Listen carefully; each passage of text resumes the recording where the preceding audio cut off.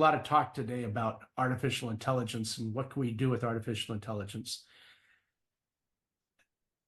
And I'm going to take a risky position and say, I don't think it applies in the logistics business. That's right. I said the logistics business. Logic applies in this business. There's a natural this, then this, then this. What we need in this business is automation, mechanization, as opposed to some software that's making a close to or maybe adequate selection of things that the person in charge didn't prescribe, didn't say this is what we're going to do, didn't make the decision consciously. If you look at this industry, the problem with the industry today is that it's very manual. The computer is a tool, but the tool is at the level of what a shovel or a hammer was to the manufacturer, construction worker 100 years ago. And when we looked at the evolution of the Industrial Revolution, and we've talked about lean manufacturing and other things, mechanization came in. The machine started replacing the energy that the human was putting in. And that's the next generation that we're going to see in software on these platforms. You're going to see, more than just copy. You're going to see automation. If this, then I'm going to send out alerts. You're going to see automated communication, for example.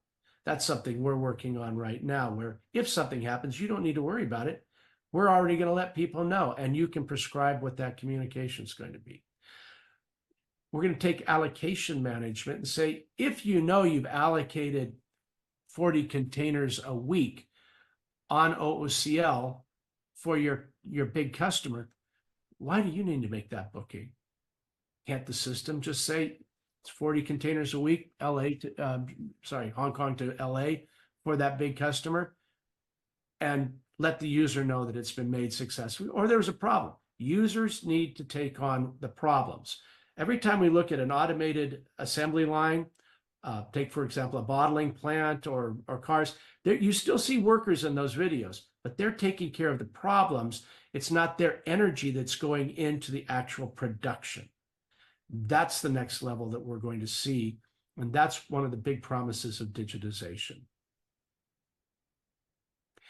And what that's going to do, just like in the evolution of machinery, when you compare machine level production of something versus manual production, machinery level production was far more consistent, far more predictable, and turned out a product that the consumers wanted to buy over 90% of that which was manufactured by hand.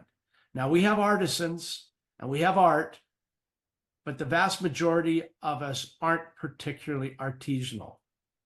So when it gets down to, I need to do large volumes of production, and my customer wants me to be consistent and predictable, I need to be using a machine. And a machine, in that sense, is always going to beat and provide a better service than one that was handmade. That's the strategic advantage.